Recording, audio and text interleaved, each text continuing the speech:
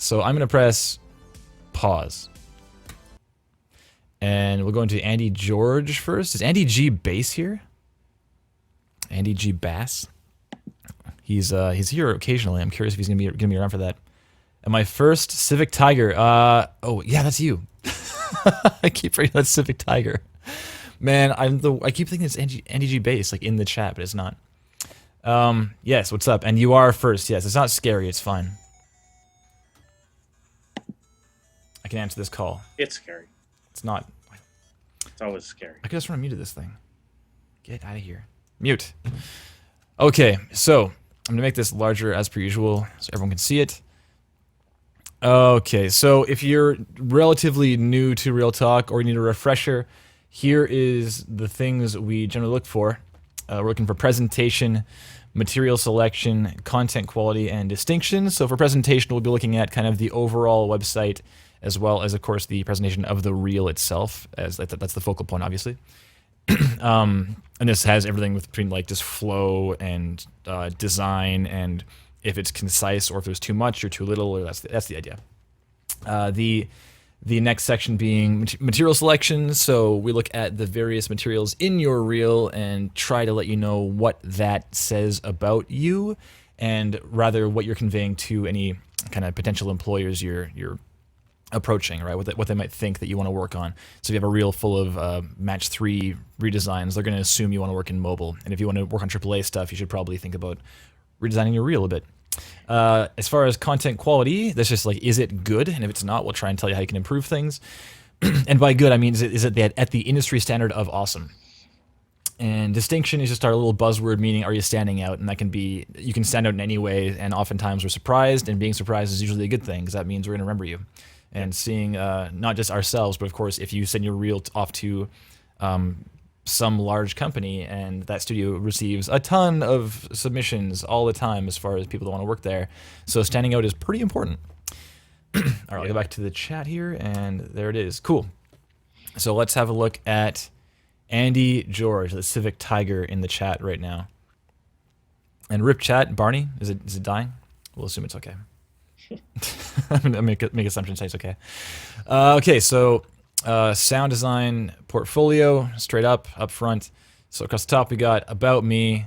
This goes to the front page again, I assume. Yes, about me, CV. Excuse me, interests, equipment. I'm gonna assume right now that Matt doesn't care about equipment. No, I never do. I just quickly, I'm looking at it. Sure, it's equipment. I'm not overly, like, it's just, equipment is such a hard thing to like impress with. You have to kind of be like so high on the scale there that if it's not that, I'm like, no, okay. Mm-hmm. And furthermore, it's like the kind of the classic, you know, what would you rather hear, like a poor recording of Johnny Cash, or like a just perfect high fidelity recording of a guy who just sucks? Yeah. You know, so the gear isn't going to make you more hireable. It's like, okay, cool, you're serious and you have a passion for this, obviously, but that's kind of where it ends. I always talk about, I've got sounds in Mark of the Ninja that I recorded on my H4. Not even an H4N, an H4, which is a pile of crap as far as recorders go. But it went into the game, and that's like an award-winning, amazing sounding game. So there you go.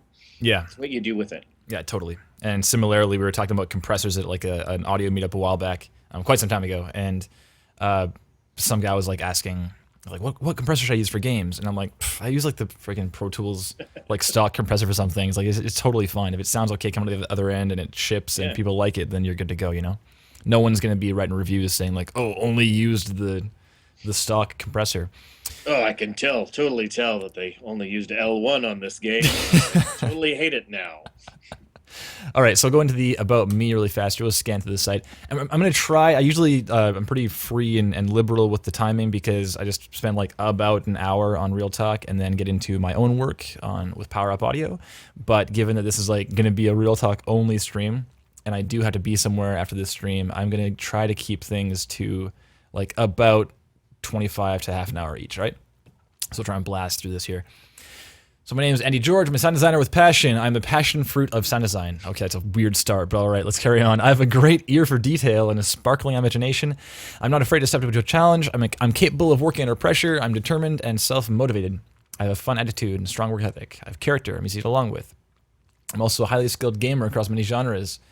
FPS games especially. I've been an avid gamer and musician for almost my entire life and fell in love with the art of sound design. Cool. If you see someone getting in people's way, recording sound all of the time, that's probably me. I have a tortoise named Fizz. Called Fizz. It's a strong name for a tortoise. Okay, sure. We'll carry on. CV. Show reels. Oh, interesting. It breaks down what the reel is in this page. I've never seen that before. How do you feel about that, man? Oh, I think Matt froze. I thought Matt was just looking really, really intently. Okay, you're back. I'm just I went quickly back to the front page to look, and those points are kind of there below the videos as well. So that's cool. I just worried about that kind of info being buried on the CV. So it's other places as well, which is cool. And these are links to the videos right from the CV page. So I like that. Yeah, cool, nice. Key skills.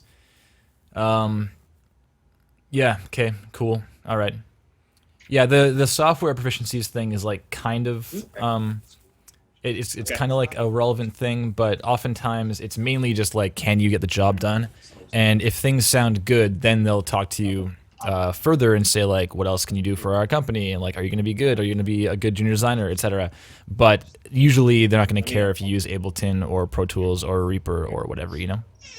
It's more they might care if they're a Pro Tools exclusive studio and you need to use Pro Tools. But I mainly like this list because it shows that you've got an interest in many things. That's kind of, so there's audio, there's Max MSP programming, for example, and that's something that I have no interest or experience in at all. That's it's just, I don't really want to get into that stuff. But when people do and they're look at this thing I made, I'm totally into checking it out, you know. Yeah, showing something like that Max MSP stuff is great for kind of that I versus T people situation that shows that you could probably interface better with programmers in a team and everything. So that's cool stuff to call out. Yeah, when Matt says I versus T people, he's talking about the shape. So an I person has one skill and they're really good at it. They're really good at this one thing. And then T is of course has the top also. So you have many skills, many kind of fields of familiarity, and then one thing you're really good at. Yeah. So, all right, experience, freelance, films, university, qualifications, interests. Yes, we saw this already on the other page. But I guess that's fine to have here also if you're sending only your CV. Okay, interests. Yeah, there's a lot about you on this page. About me, interests, equipment. Yeah, I don't know much. I don't even really care to read interests personally. I might be interested if your reel's amazing. I might come back and read this, but for the time being, I'm gonna move on. Let's go to the reel then, I guess. Yeah. Was there a contact somewhere? Okay, contact. We got Instagram, and is it active-ish? 8 hours ago. Hell yeah, it's active. Okay, and then we've got Twitter. I know you're active on Twitter. Yeah. Yeah, good to go. And then LinkedIn. And great, 500 plus connections. Damn. Okay, let's watch a reel. Yes. So I guess this is the part where Matt mutes me, or I mute myself actually. You mute me. And you mute you. We both mute ourselves, I think. Or no, it's. I guess you can talk. It doesn't really matter. But okay, I'm gonna mute you, and I'm gonna play it in 5 seconds. Okay. Yep. So and counting down from now.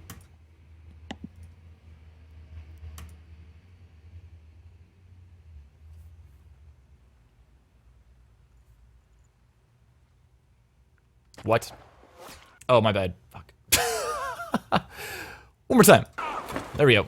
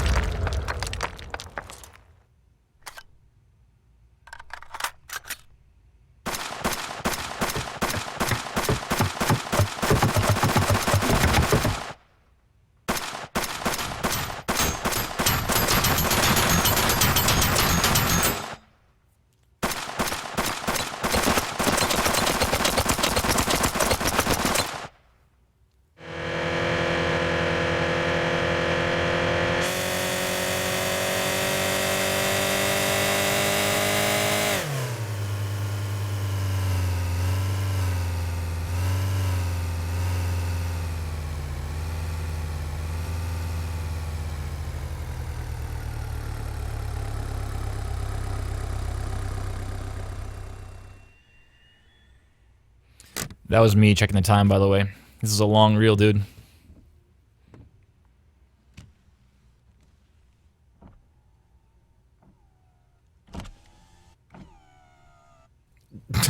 Sweet window. It's good.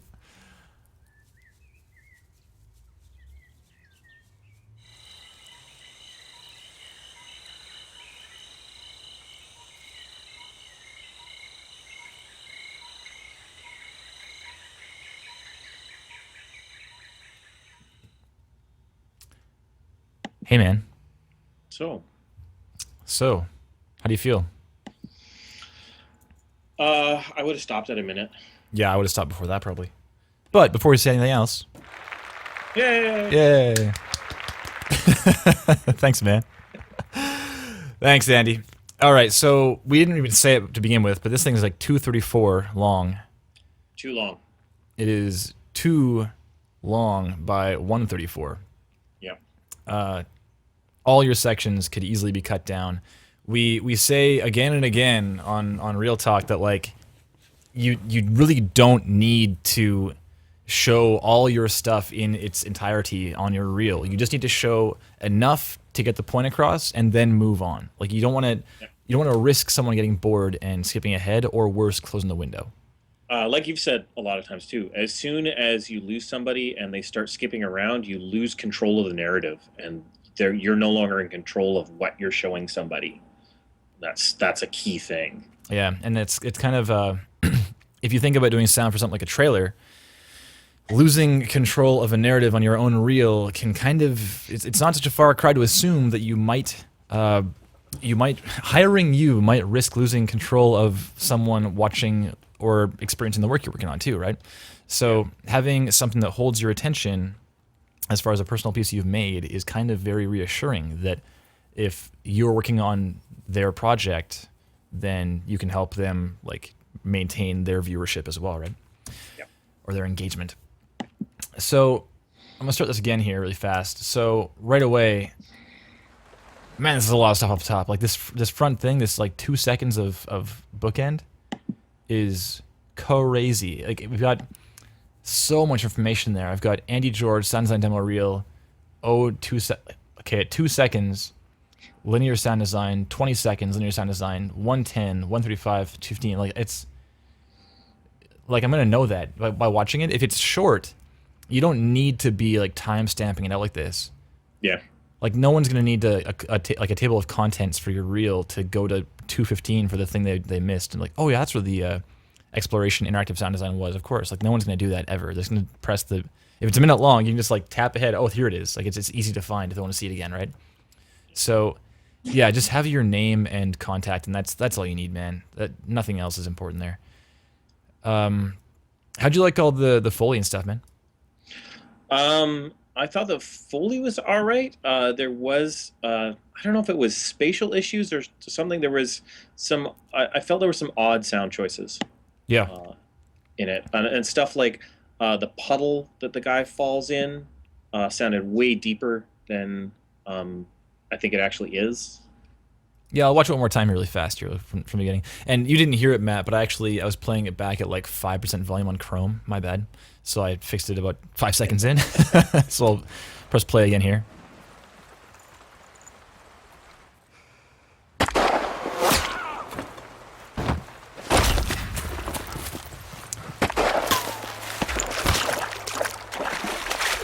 Yeah, totally. It's like you're wading through water.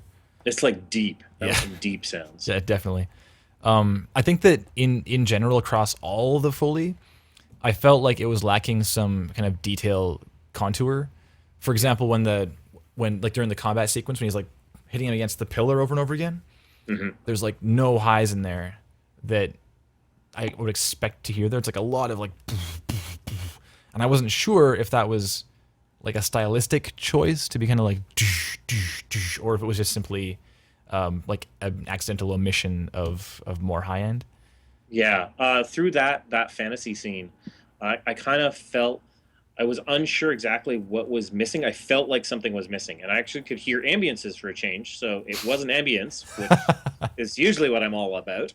So it wasn't that, but there definitely felt like there was just something missing, and maybe it was that detail of Foley and stuff that was Mm-hmm. Here, I'm just causing that press play on this disconnect. first section. We'll skip around, I'm sure, but we'll press play here.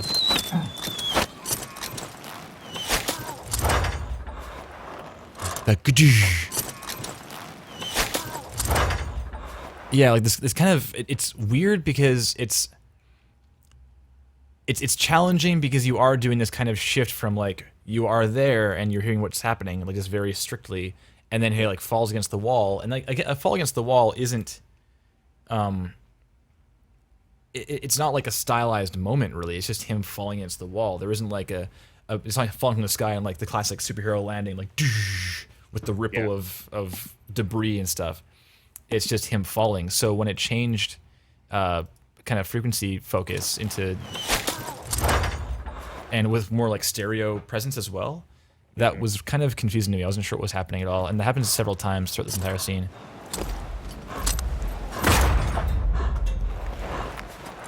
And like that is that? Yeah, I don't know. Like ka-chung, ka-chung, ka-chung. Yeah, the voice I wasn't sure if that was like an overly pitched down processed voice of somebody or if it was natural. Like it started to fall into that unnatural realm for me. Yeah, yeah. Whether or not it actually was, I don't know. Yeah. Oh, someone asked before too the criteria. So criteria is right here now that Matt is taking up the place that the criteria used to live. It's up where the chat is now, so I can swap back and forth. So yeah. So presentation wise, we kind of glossed over really fast. Point is, it's too long by over double. The bookend at the front is like there's way too much info there. It's extraneous and you can cut it down considerably. There's a website for more content. They will. Don't worry. Like you don't need to put that there. If your site's there, it's kind of implied that hey, if you want to see more, here's where it is. And the end is too. So the end was what? All the same content. Like we just watched it. We don't need to see when we saw the weapon demo. It's completely needless information there. I did like the a bunch of the info during stuff, like especially during the implementation stuff. Yeah, that was like, nice. calling out what was going on, but there is a bunch of info that's on the bottom lower part that while I'm scrolling around is completely covered by the Vimeo overlay. Yeah. Interesting. So I actually had missed some of it because I had my mouse over the video for a bunch of the time. Yeah, so maybe top side's the better option. Yeah. Yeah. Okay. Yeah, there's kind of like I don't think it's ever talked about explicitly anywhere, but there's sort of like safe zones should be considered when putting text into stuff. Yeah. And that safe zone is like what's not going to be covered up by your YouTube or Vimeo. Yeah. So I think that there's it's like we recognize that people are not they're in sound, they're not in video, but just a bit more kind of attention to detail in that respect is going to go a long way. Yeah, and the reason to do that is so that people don't lose that information that you're trying to provide to them. All right, so let's go to we've kind of been jumping into material selection. So material selection wise, we've got the Foley. We've got like this is a very sound design heavy reel, no music. Thank you for that. Yay, that's good. Yeah, it's very good. So a lot of Foley. You can cut both these Foley sections in half easily. Like no, well maybe the first one's kind of it's shorter-ish with the guns and stuff. It's only 15 seconds or so. That can probably stay, but the following section is really long. It's like 45 to a minute almost. And then the weapon stuff in Wise is cool, but again too long. Yeah. The car is like okay, again just too long, and then. And the cars are really hard. Yeah. Like I will not comment on the car. I'll leave that to Matt. I've done a bunch of. I worked when I was at EA. I worked on a bunch of Need for Speed games, so I'm familiar with car stuff. Like personally, at this point, I wouldn't put a car in my own reel because I can't come up with the source and everything that would need to do it really, really well. So it's tough. It's really tough to get a good sounding car. And this is, I think, isn't necessarily showing off the best parts of possibly how this car has been implemented because it's all just running at the top high RPM, so it just sounds shrill and annoying. You know, if you did more revving up and down, maybe that would show how cool it sounds. Yeah. And like we've touched on before in previous segments of Real Talk, those kinds of shots, like even if you have poor source material, just showing of an interest is really all you're conveying with this shot. Yeah. So once I mean, if you get hired at like to work on like the next Forza or something, like they're gonna have guys there who can tell you how to do this correctly and like how to do your damn job. Yeah, So and have the source to be able to do it. Like, right. part of that is just not being able to have access to the right source. Yeah, so yeah, just a shorter clip of that shows like I can build car engines is cool. Yeah. And then this final bit with the ambience exploration, I feel like that was there just for Matt. And like that's fine too. It's just that you can take the whole thing, just squash it in and collapse all these bits. And if you feel really strongly, well, look at this additional media portfolio. And I'm gonna guess there's probably these same bits on there. Oh, it isn't, but you probably could have them here easily. Like here's the full thing you just watched. Here's the full redesign of that thing you saw 10 seconds of. You know. Yeah. Well, there's even on this front page there is the vehicle demo. I haven't clicked and watched, but yeah, there it is. A 2-minute version of that. So like compress down that vehicle stuff to be shorter in your Sizzle main reel, and you've got a link right there if somebody wants to check out more of it. Yeah. Okay, so then that's good for material. As far as material, it seems like you want to work in AAA. That's kind of the obvious assumption from this. So if that's your goal, then that's good. Yeah. And for quality, we began talking about Foley. I was saying contour. So I'll go to this like bashing sequence here. I'll go full screen again too. So it's around here, I think, right? Yeah, right here. So grabs him.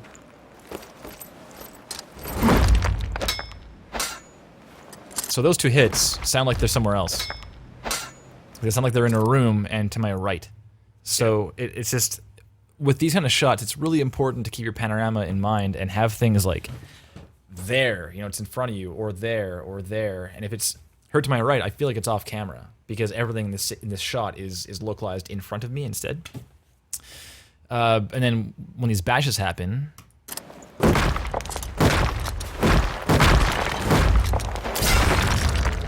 it's like dish, dish, dish, but there's no like kind of high. You see all these tiny rocks falling off, and there's a bit of that in there, but the high frequency isn't there. And like the armor hitting the wall and the cloth kind of rustling and such. There's a lot of highs that would be in there that are not heard. Yeah.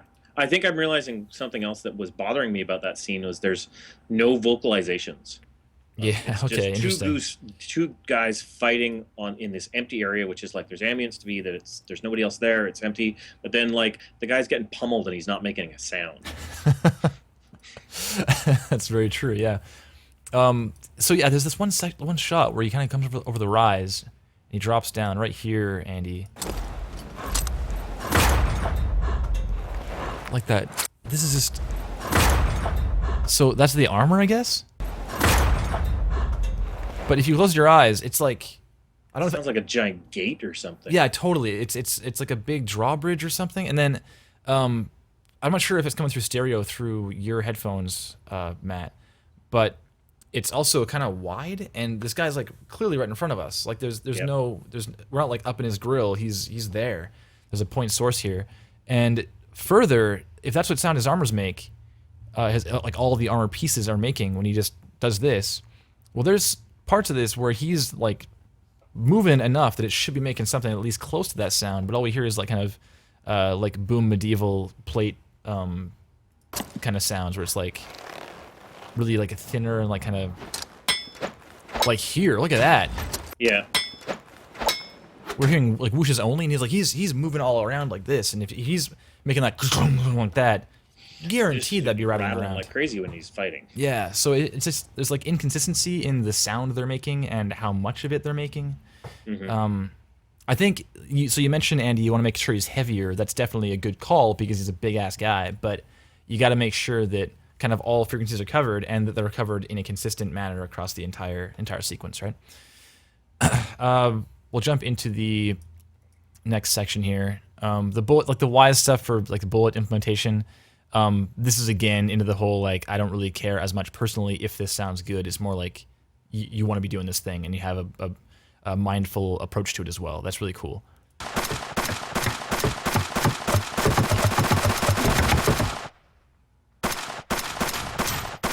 Yeah, like the gun sound sucks. It's like the same one over and over again. But again, I don't really care that much. because you're just showing you like, I'm in Wise, look what I'm doing, this is cool, right? And like, of course, this game, it's like a tech demo kind of thing, like a little just tutorial section or something, I assume. And this level looks like hell because it's not meant to be a game. It's just like, hey, here's a place where you can play around with implementation stuff, right? Yep. So we'll skip ahead again. The car thing we've already talked about. It doesn't sound like great, but again, whatever. Maybe show more kind of up and down to show more implementation. Yeah, if you rev the car up and down, I think it would probably show better. And if you cut it down, again, cut it down to just so like, hey, yeah, I got a car running in Wise. That's cool. Move on. Yeah, cheers. Oh, Riley. Hey, what's up, Riley? He says, love the Skype edition. Great job, boys. With a Z. Nice. It's a trebuchet being dropped. It's deliberately done to make his Foley sound like a big guy. I get a lot of conflicting feedback. Yeah, it can sound okay if you narrow it and if you make sure those kind of sonic elements are present in other shots where he's moving just as much. That's the issue. So we'll just play this briefly.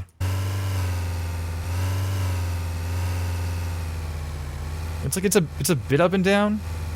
Yeah. Like in the second shot, the first shot is just like going. Yeah. This is pretty. There's some ear fatigue there.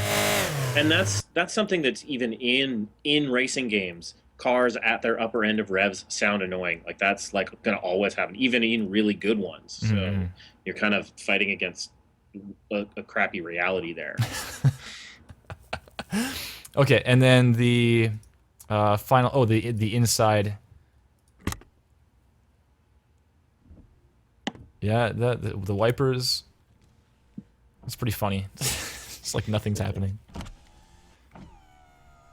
I like it. Again, it's just showing like this cool thing I did. This is something I did of my own volition. It's cool, just a little shorter and great. And the ambience exploration game, plains, soundscape, footsteps, and water are my own location audio. Jungle soundscape is achieved using sound libraries. How do you feel about that information, Matt? I like that it's called out like very explicitly what you did and what you recorded and what you didn't, because some people are going to be like, where did all of this come from? And some people might take offense, like, oh, you're claiming that you did this and all you actually did was use library sounds. So this shows like, no, I some of it I recorded, some of it I did. So I like that. Cool. And I think that's it, right? Just go to the end, and we're at the bookend. Yeah, sweet. Like that's cool. Distinction? Anything standing out to you? It's got all of the kind of main points. Like this is kind of, I would consider the bar. Like it shows linear stuff. It shows implementation stuff, which is good. Nothing really over the top, but it's at the bar. Yeah, it shows a lot of personal initiative as well, which is fantastic. And as we said before, we can teach people to be better at their job. We can't teach people to care. And this kind of thing shows that you've already got the second part taken care of. So nice work, man. Yeah, cool. Some claps. Excellent. And